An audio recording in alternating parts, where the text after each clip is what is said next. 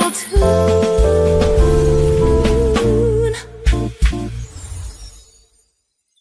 Quint, she was never who I thought.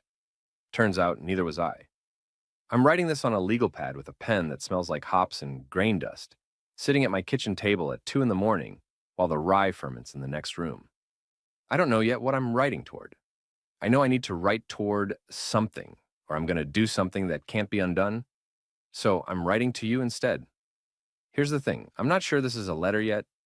It might be a brief. It might be a confession. It might be the first page of a plan. I'll know more by the time I get to the end of it. Let me start with Tuesday. I had a routine physical 3 weeks ago. Sloan went in the same week, different day, same clinic on Hargrove. Standard stuff. Blood pressure, cholesterol, the usual inventory a 42-year-old man takes of himself and tries not to think about too hard. Sloan came home from hers and said everything was fine. I believed her, because why wouldn't I? Then Dr. Tate called. I was behind the bar at Copperline going over grain invoices when my phone rang. Waverly Tate. He'd been our family physician for 6 years, the kind of doctor who schedules your appointments back to back because he knows you're married and he figures you'll both forget otherwise. Brennan. His voice was different, compressed. I need to talk about your wife. I saw her at the clinic yesterday. Drop everything and come now. It is life or death. But don't say a word to your wife. I set down the invoice. How serious? I said. Come now, he said. Please. I told my bartender Dex to close up. I drove to St. Carver Medical Center with both hands on the wheel and the radio off. Running through the math of what a man runs through when someone says life or death about his wife, I thought about the last time I'd told her I loved her and whether I'd meant it when I said it. I thought about what our life would look like with one of us missing from it. I thought about the fermentation tank that needed checking at midnight and felt immediately ashamed for thinking about it.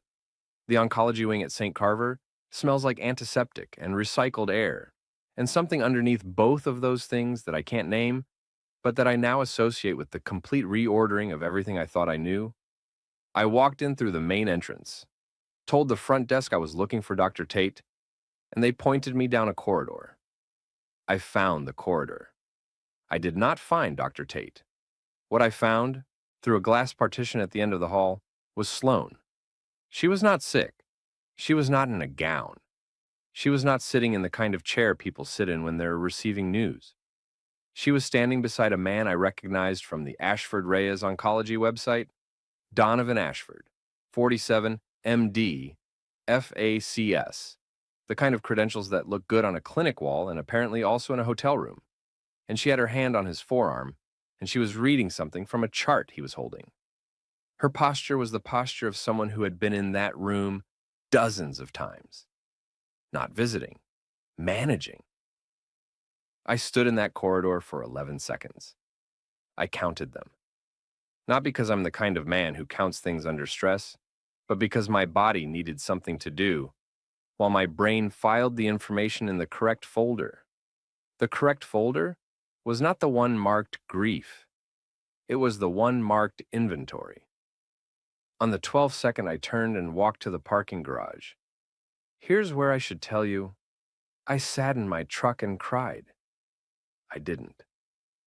I nearly walked into a moving car on the second level of the garage, came around a concrete pillar without looking, felt the side mirror clip my jacket, grabbed the pillar to stop myself, stood there with the exhaust smell burning the back of my throat and my heart hammering against my ribs.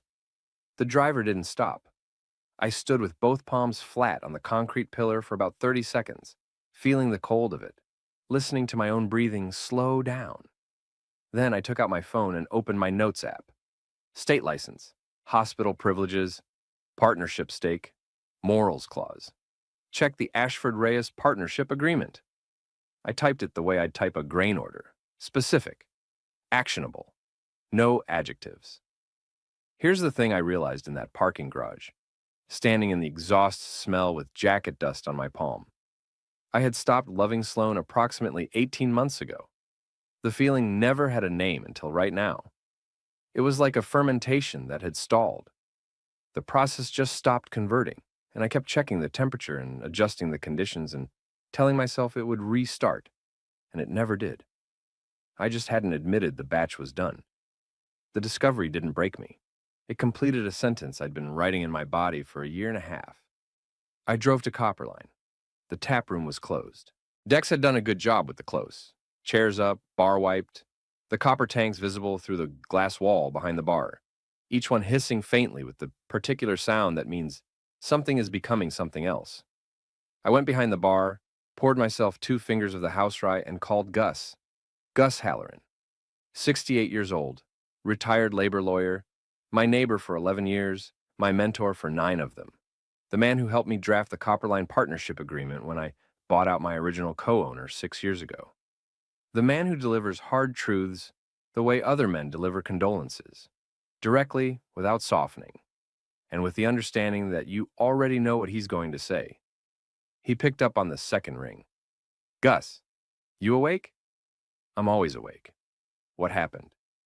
Sloane's been managing Donovan Ashford's cancer treatment for 14 months. I just watched her do it through a clinic window. Silence. Not the silence of surprise. The silence of a man organizing what he already knows. Into the order it needs to be said.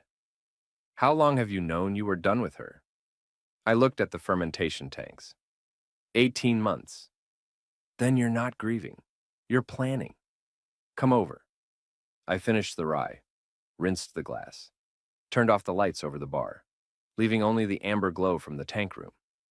The hissing followed me out. Gus's apartment is 4 blocks from mine. 3rd floor, bourbon on the counter, low light. The kind of place where a man who has spent 40 years in courtrooms goes to think without performing anything. He had 2 glasses poured before I sat down. He told me about Sloane's mother. Her name was Patrice. She'd been dead 3 years. What she'd been in the years before that was a woman who believed Sloane had married beneath her potential, that a craft brewer with good instincts and a tap room full of regulars was not the architecture of the future she'd imagined for her daughter. Patrice had known Donovan Ashford socially, had engineered an introduction at a fundraiser 7 years ago, before Sloane and I were married, had believed apparently that Donovan's income and status would stabilize Sloane's future in ways I couldn't. I thought Sloane had declined the introduction, Gus said. He turned his glass on the table. I was wrong about that. I'm telling you now because you deserve the full map. Does she know you're telling me? She's been dead 3 years, Brennan. I set down my glass, picked up the pen I'd brought from the bar, wrote the date at the top of the legal pad. Then, Gus said the name that mattered. You need Pruitt. Pruitt, 55 years old, forensic accountant, Thursday regular at Copperline, corner stool, pint of the rye ale, never more than 2, always pays cash. The kind of man who treats evidence the way I treat fermentation. Patience yields everything, and everything eventually surfaces. He can pull billing records, Gus said. Shared calendars, hotel receipts. Give him access to her email network in 3 days. You'll have the full picture. The brewery isn't a bar. I've always known that. It's a network. A decade of treating people fairly builds something that looks like loyalty, but functions like infrastructure. Pruitt wasn't a favor. Pruitt was a resource I'd been building without knowing I'd need him. I wrote his name on the legal pad. I drove home at 2 in the morning with the legal pad full of notes and the fermentation tank hissing behind me like it approved. Sloane was asleep. I stood in the doorway of our bedroom for exactly 4 seconds. The same 4 seconds I'd give her in the driveway later, though I didn't know that yet. Then I went to the kitchen table and wrote the second line to you, Quint. I have the map. Now I need the tools. Thursday, 6 p.m. Pruitt came through the door at Copperline the way he always does. No greeting, coat folded over one arm, eyes moving across the room in the way of a man who is always counting things. He took his corner stool. I set a pint in front of him and a printed list of names on the bar. Donovan Ashford. Ashford Reyes Oncology Partners. Meridian Financial HR Directory. He read it without expression. His index finger moved down the page once. How far back? 14 months. Maybe further. I'll need 3 days and access to her shared calendar. Does she use the same Gmail on the home network? She does. Then I'll need 2 days. He picked up the pint. I walked back to the taps. Transaction complete. The cold legal pad paper under my pen that night had a particular quality. The kind of resistance that means you're writing something that matters, that won't be erased. I filled 3 pages. Donovan's professional exposure mapped in columns. State medical license, hospital privileges, partnership stake, ethics board complaint pathway. The morals clause in the Ashford-Reyes partnership agreement was on page 12, section 7.4. I knew where to look because I drafted a version of the same clause in Copperline's own partnership agreement 6 years ago when I bought out my co-owner, Declan. I knew what a morals clause looked like from the inside, what it required, what it triggered, what it couldn't survive. I wrote to Quint that night, I'm not going to court. I'm going to every institution that has a stake in his license. There's a difference. The difference is this. A court gives a man time to lawyer up, time to negotiate, time to perform contrition in front of a judge who has seen contrition performed before. An institution, a licensing board, a credentials committee, a partnership, moves on its own timeline, according to its own liability calculus. You don't argue with it. You give it what it needs and step back. So, I waited 2 days. Pruitt came back Tuesday evening. He set a manila folder on the bar and sat down without ordering. I opened it. 41 hotel receipts across 14 months. Sloane's shared calendar synced to Donovan's clinic schedule. Every conference entry cross-referenced against Ainsley Mercer's HR filings at Meridian Financial, which showed Sloane present at events that did not exist. Pruitt had pulled the Meridian Conference registry. Clean data. 9 entries. 9 ghosts. Ainsley Mercer filed 9 false conference submissions, Pruitt said. 3 of them are countersigned with a supervisor's stamp that doesn't match any active supervisor ID in Meridian's directory. I looked up from the folder. She forged the stamp. She forged the stamp. I photographed every page. My hands were steady. My jaw was set so hard I could feel it in my back teeth. But my hands were steady because the work required steady hands, and the work was what mattered. Pruitt picked up his pint, drank, set it down. You have voicemails? He said. 14. He nodded once. Good. He finished the pint, left exact change on the bar, and walked out. He would bill me 1 case of the Copperline rye. I'd already pulled it from the back stock. I locked the tap room and went to the brewery floor. The fermentation vessels were lined up along the wall, copper and steel, each one labeled with the batch date and grain bill in my handwriting. I walked the row the way I always do it close, checking seals, checking temperatures, listening for the sound each one makes when it's working right. The third vessel from the end had a cracked seal. 6 weeks of rye. The batch I'd started the week before Sloane's clinic visit, before the phone call, before everything. The seal had failed at the base. The batch was ruined. I stood there looking at it for a moment, the smell of spoiled grain filling the back of my throat, and something moved through me that I can only describe as a physical event, a tightening from the chest outward, like a fist closing. I pulled the vessel off the rack, both hands, lifted it clear, and dropped it onto the concrete floor. The sound it made was enormous in the empty brewery. Metal and ceramic and 6 weeks of work all at once. I stood in the mess, the grain slurry spreading across the concrete, the broken seal lying in pieces, and I breathed. The rage was real. The target was wrong. I knew both things simultaneously. I got the mop. That's the thing about running a brewery. You can be furious and still need to clean the floor. The work doesn't care about your feelings. It just requires your hands. By the time the floor was clean, it was 11:30. I sat at the kitchen table in the apartment above the tap room and called Gus. I have 41 receipts, I said. 14 months. 9 forged HR filings. A morals clause on page 12 of his partnership agreement. Play me a voicemail, Gus said. I put it on speaker. Sloane's voice, clear and unguarded, the way voices get when someone believes they're not being heard. Don't worry, Brennan never notices anything. Gus set down his bourbon. I could hear the glass touch the table. File tomorrow, he said. I want to hit all 3 fronts at once, I said. Ethics board, hospital credentials, and Ainsley's HR situation. Pull them all simultaneously so nobody has time to coordinate a response. Silence. Then, that's not filing tomorrow. That's filing when you're ready. How long to get ready? A week, maybe less, if Pruitt's documentation is clean. It's clean. Then a week. I picked up the phone, turned it over in my hands, set it down. Then I called Sloan, not to confront, to test. She picked up on the third ring. Her voice had the particular quality it gets when she's managing two things at once. Present, but partitioned. Hey, working late? The Hargrove conference, I said. How's it going? Fine. A little boring, honestly.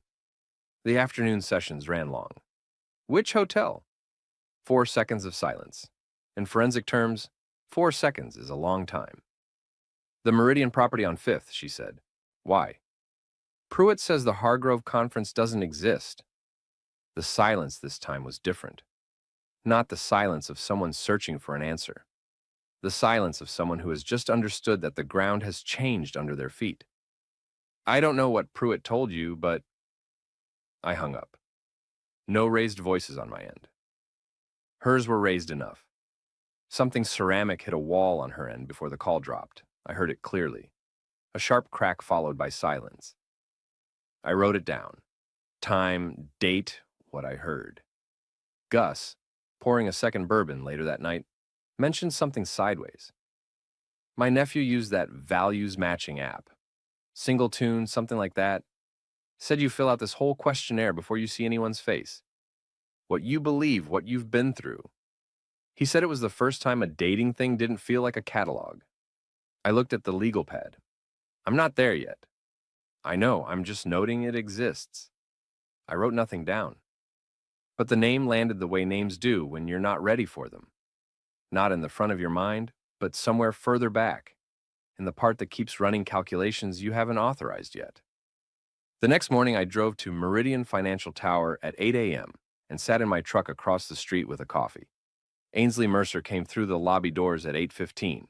Badge scan, earbuds, coffee cup in her left hand. The particular walk of someone who has been covering something for long enough that they've stopped thinking about it as covering. I photographed her badge number from across the atrium. I already had the forged HR documents. What I needed was her in a room with someone who had authority over her pension. I wrote to Quint, Ainsley Mercer is the second front. She covered every absence. She forged the supervisor stamp. She's going to fold in the first 10 minutes of an HR meeting because she has 17 years in that pension, and she knows it. I had 41 receipts, 14 voicemails, 9 forged HR filings, and a forensic accountant who billed me exactly one case of the Copperline rye I hadn't ruined. I had a retired labor lawyer who'd filed ethics complaints before, and a partnership agreement with a morals clause on page 12. What I didn't have yet was the sequence. Gus had one rule about that.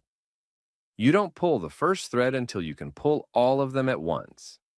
Otherwise, the man has time to lawyer up, and the woman has time to disappear. I poured a pint, looked at the fermentation tanks, and decided to wait one more week. Patience is a weapon. So is rye. Monday, 9 a.m. The Hargrove building on 14th Street has a particular quality of light in the morning, the kind that comes through institutional windows and lands on drop ceilings without warmth. I took the elevator to the 14th floor, where the State Medical Ethics Board keeps its intake office, and I carried a manila envelope that contained Sloan's 14 voicemails transcribed and time-stamped. 41 hotel receipts cross-referenced against Donovan's clinic schedule, and Pruitt's billing analysis, showing clinic visits logged under a patient account number that didn't correspond to any active patient in Ashford Reyes's system. The intake clerk was a woman in her 50s who had the manner of someone who has received a great many envelopes and understands that each one represents something that cannot be taken back. She opened mine, scanned the first 2 pages, and looked up. You'll want a receipt, she said, please. She printed one. I folded it into my jacket pocket and walked back to the elevator. The elevator was locked to floors above 12. A security hold, something administrative. I took the stairwell. On the 11th floor landing, a building security officer stepped out from a doorway and blocked the stairs. Broad, unhurried, the look of a man who has stopped 100 people on this landing and found maybe 3 of them legitimate. "Sir, this stairwell is restricted. I'm going to need to see some ID and understand why you're coming from 14. I reached into my jacket, took out the ethics board intake receipt, handed it to him. He read it. His expression didn't change exactly, but something behind it did. He stepped to the side. "Have a good morning," he said. "You too." I walked out of the Hargrove building at 9:23 and called Pruitt from the sidewalk. "It's filed," I said. "Understood," he said. "I'm walking into Meridian now." Here's what happened at Meridian Financial Tower at 9:15 that morning, as Pruitt reported it to me later, with the precision of a man reading back a deposition transcript. He presented himself to Garrison Thatch, Meridian's HR director, with a cover letter 2 paragraphs long. Paragraph 1. 9 forged conference filings, attached. Paragraph 2. The forged supervisor stamp, the name of the employee who filed them, and a note that the documentation had been authenticated by a forensic accountant whose credentials were listed in the appendix. Thatch called Ainsley Mercer into his office at 10 a.m. I was not there. I didn't need to be. By 10:15, Ainsley's voice was audible through the glass wall of Thatch's office to 3 colleagues on the open plan floor. I know this because Pruitt was still in the building, sitting in the lobby with a coffee, and one of those colleagues came down to the lobby to get away from it and told the barista what was happening. And the barista told Pruitt, and Pruitt texted me. "She's breaking," he wrote, Ainsley's voice rising. "I was covering for a friend. I didn't know it would." Thatch's voice dropping. "Which is worse?" By 10:40, Ainsley had given a full written statement to protect her pension. Sloane's name appeared in it 11 times. Ainsley was placed on administrative leave. Sloane's position was flagged for termination review. At 11 a.m., I sent Rafferty Blaine one text. No words, a photograph. His car in the St. Carver Oncology parking lot. Time-stamped 14 months ago, the day Donovan's treatment began. Below the photograph, one line. "The ethics board received their packet this morning. You were there at the start. They'll want to know what you knew." Rafferty Blaine was Donovan's friend and a hospital administrator at St. Carver. The kind of man who knew everything and said nothing, because saying nothing is the primary skill of a man who has built a career inside an institution. The kind of man who, when the institution turns with it. He called Donovan's attorney at 11:07. I know the exact time because Gus had a contact in that attorney's office who mentioned it, offhand, 3 days later. By 2 p.m., Rafferty had given a voluntary deposition to the ethics board's investigator. He saved himself. Donovan did not. Gus reported Rafferty's exact words to the investigator later. "I thought it was just, I knew it wasn't appropriate, but I didn't think it was my place to—" He couldn't finish the sentence. The investigator finished it for him, apparently, though Gus didn't have the investigator's exact words. He didn't need them. Donovan learned of Rafferty's deposition at approximately 3:30 p.m. and found Rafferty in the St. Carver parking structure at 4. I wasn't there for this either. I heard it from 2 different sources within the hour. A St. Carver nurse who drinks at Copperline on Fridays, and the ethics board investigator's assistant, who filed the incident report and mentioned it to Gus. Donovan came up behind Rafferty between 2 parked cars and shoved him into the side of a Volvo. Rafferty's head clipped the driver's side mirror. Blood from his left eyebrow, immediate. Rafferty went down on one knee. Donovan stood over him and said something that no one caught clearly. Hospital security arrived in under 2 minutes. There were witnesses, 3 of them, all with phones out. The incident was documented.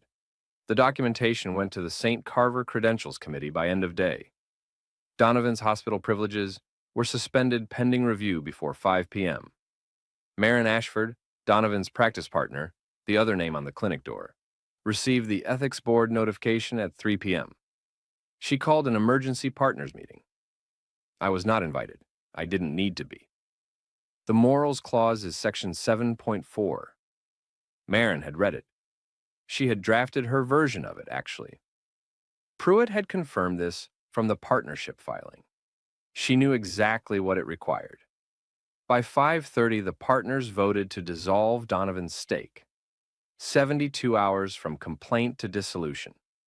That's what happens when you file correctly, file completely, and let the institution do what institutions do when their liability is threatened. Marin's one line delivered to the board's investigator the following week. We have a morals clause for exactly this reason. We used it. I was alone in the tap room at 9 p.m. The Friday crowd had thinned. I was behind the bar with my phone, scrolling through nothing, when I passed a post in a brewing forum I follow. Someone had written about meeting their partner through Singletune. The post read, "The values test asked me what I'd learned from the hardest thing I'd been through. I wrote 3 paragraphs, she wrote 4. We matched on 7 of 9 core values. I didn't see her photo until day 3. I read it twice. Set the phone down, picked it up, read it a third time. Values before photos.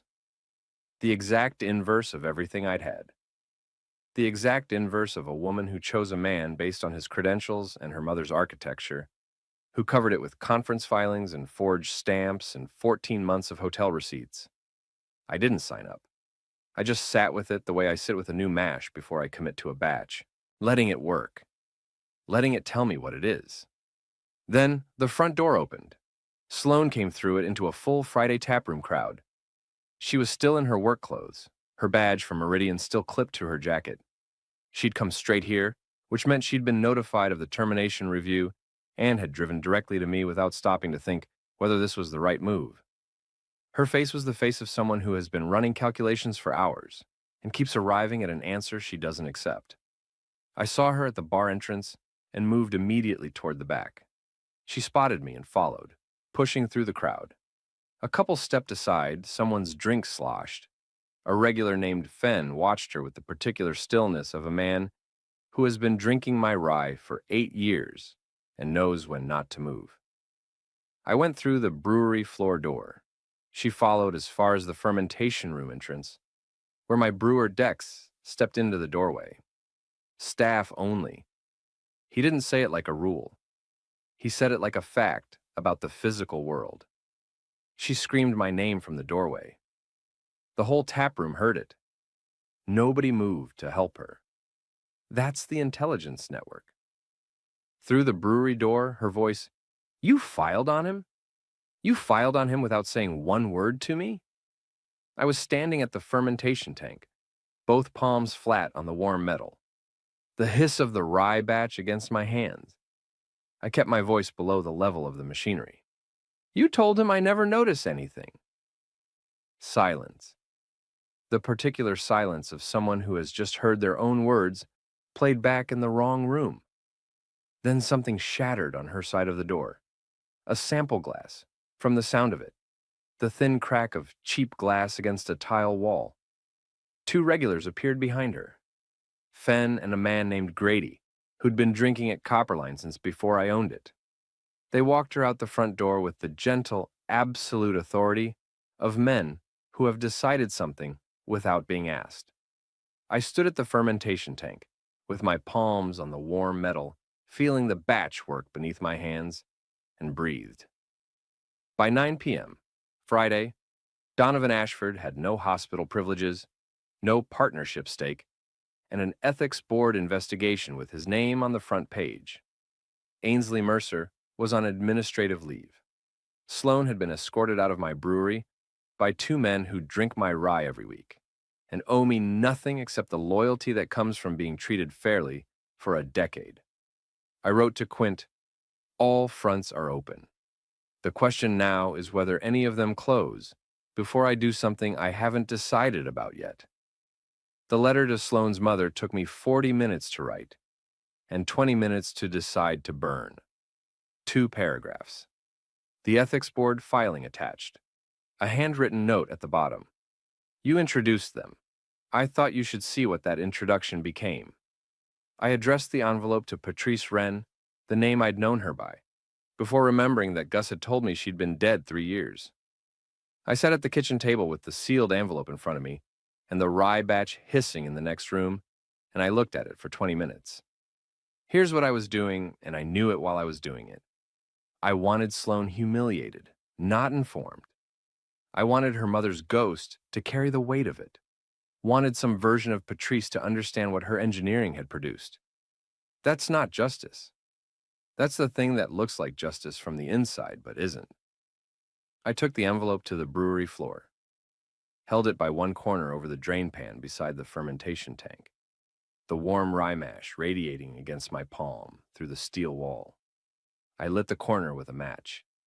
The paper caught fast, the kind of fast that feels like confirmation. I held it until the flame reached my fingers, then dropped it in the drain pan and watched it go. I wrote to Quint, I wanted her humiliated, not informed. There's a difference. I saw the line, I didn't cross it, barely. That's the honest accounting. I'm not particularly proud of the barely. I was still standing at the tank when the brewery's back door opened. The door from the alley, the one I keep locked after 9 p.m., because the alley connects to the parking structure.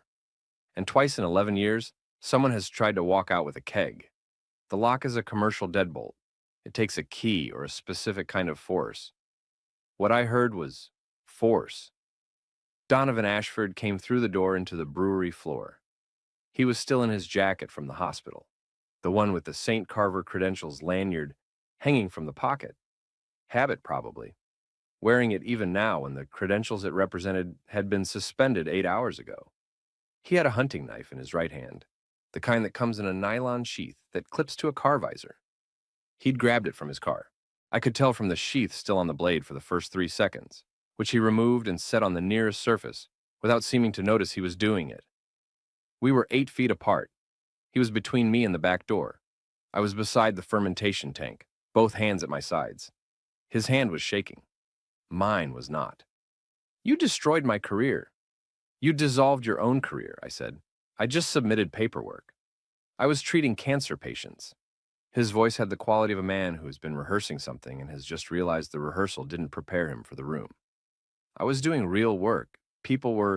You were sleeping with my wife in hotels 41 times while I was running a business and filing taxes and not noticing anything. According to her. The arm dropped. The knife hung at his side, pointing at the floor. He looked at the fermentation tanks, the way people sometimes look at things that are doing their work quietly and without drama, and I watched something go out of his face. Not anger, more like pressure releasing from a vessel that had been sealed too long. He set the knife on the bar, walked to the back door, opened it, walked out. I stood in the brewery for a while after that. The rye batch hissed. The drain pan had the ash of the letter in it. The knife was on the bar. I called Quint. Not the police. I wrote it down instead, time, what happened, what was said, what he said on the bar, and told Quint everything in a 3-minute phone call. Quint said, I'll note it. Don't touch the knife. I didn't touch the knife. I took a photograph of it on the bar and sent it to Quint's number. There's a question I've been sitting with since that moment, and I'm going to write it here because you're the only person I'm being fully honest with in this whole process. Was I right not to call the police? He had a weapon. He entered without permission. Those are facts. He was also a man who had just lost everything in 8 hours and had come to the only place he could think of to put it. Not to use the knife, I don't think, but to stand in front of the person who had dismantled his life and make that person see him. I understood that. I didn't forgive it, but I understood it. The dark part of me, and there is a dark part, I'm not pretending otherwise, was satisfied by the image of Donovan Ashford setting that knife on my bar and walking out the back door. More satisfied than I'd have been watching a patrol car take him away. I wanted him to see the fermentation tanks. I wanted him to understand that this had been built slowly, over time, with patience, the way everything real is built. I wanted him to know that I had been working while he was not noticing. That's the line I'm not proud of. The satisfaction. The wanting him to see. I wrote it to Quint because he needs to know who he's working with. Gus came to Copperline the next morning and I told him about the knife. He drank his coffee and looked at the bar where it had been. I'd moved it to a paper bag in the office. You should have called the police, he said. I know. But you didn't. No, he nodded. All right, what's the next front? The next front was the divorce filing. Quint had the paperwork ready. He'd had it ready since the second week, which tells you something about Quint. No fault, Oregon statute, straightforward division of assets. The brewery was mine, structured as a sole proprietorship with a buy-sell agreement that predated the marriage by 2 years. Sloan had no stake in Copperline. She had a joint checking account, a shared savings account, and a lease that was in both our names on an apartment she'd already effectively vacated. The filing went in Thursday morning. Sloan called me at noon. I let it go to voicemail. She called again at 12:15. I let that go too. The third call I picked up. I got the filing, she said. Her voice was controlled in the way of someone controlling it deliberately. I know. We need to talk about this. We are talking about it. I mean in person. I mean actually, she stopped. Refilled something. I could hear the sound of a glass being set on a hard surface. I made mistakes, I know that. But you went to the ethics board. You went to my HR department. Brennan, you didn't give me a chance to. 41 hotel receipts, I said, 14 months. The number hung in the phone like a physical thing. I was going to. You told him I never noticed anything. She didn't answer. I noticed everything, I said. I just waited until I had all of it. I heard her breathing. Steady, then less steady. So that's it, she said, and that's it. You're not going to. No, I said, I'm not. I hung up, set the phone on the kitchen table beside the legal pad. Looked at the list of fronts I'd written 3 weeks ago. Every line had a check beside it now. Ethics board, hospital privileges, partnership stake, Ainsley's HR filing, divorce filing. The legal pad was full. I started a new one. The first line on the new pad was a grain bill for the next rye batch. 6 weeks of work, starting from nothing, building something that would take time to become what it was supposed to be. I wrote the grain ratios in the same handwriting I'd used to map Donovan's professional exposure, and the paper felt the same under the pen, and the pen still smelled like hops and grain dust. Gus mentioned single tune again that evening. Not as a suggestion, as a piece of information he was filing for me, the way he files everything without pressure or timeline. My nephew said the questionnaire asks you about what you've learned from the worst thing that happened to you, he said. Not what happened, what you learned. I thought about what I'd learned. I thought about the difference between a stalled fermentation and a completed one. I thought about 18 months of knowing something was wrong and not naming it, and what that cost, and what it would have cost to name it earlier. I'd have a lot to write, I said. That's probably the point, Gus said. I drove home that night on the highway that runs north out of the city, the one that goes upstate through Tillman County, where the farms start and the light changes. I wasn't going anywhere specific. I just needed to drive. The road was empty enough that I could think without performing anything, and I thought about what comes after a plan that has fully executed. What the brewery looks like when the batch is done and the vessel is empty and you have to decide what to make next. The answer, I thought, is that you make what you've learned to make better. She had known the whole time that I'd never ask. The Tillman County Fairgrounds in late September have a particular quality that I've never been able to fully describe to anyone who hasn't been there. Hay smell and wood smoke and the particular sweetness of fermenting apple from the cider tent. All of it moving in the afternoon light that comes at an angle through the old agricultural buildings and turns everything amber. I'd been coming to the Tillman County Craft Spirits and Brewing Invitational for 6 years. I'd won it twice. This year I was entering the rye, the new batch, the one I'd started after I swept up the broken vessel, the one with the adjusted grain bill on the new legal pad. I set up my table at noon and was pouring samples by one. At 1:40, a woman appeared at the end of my table. She was looking at the fermentation notes I'd posted on a card beside the sample cups. Not the marketing copy, the actual technical notes, the grain ratios, and the temperature log, and the fermentation timeline. Most people at these events look at the marketing copy. She was reading the temperature log. You dropped the temperature on day 4, she said. That's unusual for a rye at this gravity. I was managing a stuck fermentation, I said. The yeast needed to slow down before it could restart. She looked up from the card. How long did it take to restart? 3 days. But it did. It did. She picked up a sample cup and tasted the rye. Set it down. Picked it up again. Vesper Sutton, she said. I run a small batch distillery about 20 miles north of here. Mostly single malt, but I've been thinking about rye. Brennan Colt, Copperline Brewing. I've had your rye ale, she said, at a bar in the city about a year ago.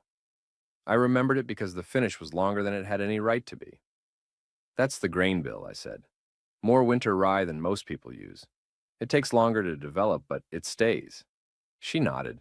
Not the nod of someone being polite, the nod of someone filing information. We talked about fermentation for 2 hours. Not about our lives, not about where we were from or what we'd been through, about the work. Temperature management and yeast selection and the particular challenges of single malt versus grain-based distillation. She had opinions. Specific ones, backed by reasoning she'd worked out herself. She pushed back on 2 things I said and was right about one of them and wrong about the other. And when I explained why she was wrong about the second one, she thought about it for a moment and said, "Okay, yes, I see that." I can't explain what it meant to be in a conversation where someone said, "I see that," without performing anything. It meant something. I noted it without saying anything about it. At 3:30, she had to get back to her own table. She picked up one of my Copperline cards from the holder at the edge of the table. I'm going to think about the temperature drop, she said. If I try it, I'll let you know how it goes. I'd want to know, I said. She walked back through the crowd. I watched her go, and then I turned back to my table and poured a sample for the next person in line. And I was aware of something I hadn't been aware of in a long time, which was the particular feeling of having been seen accurately by someone who wasn't trying to manage you. Gus called that evening while I was loading the truck. How'd the rye do? Best in category, I said. Small category, but still. Good. A pause. You meet anyone interesting?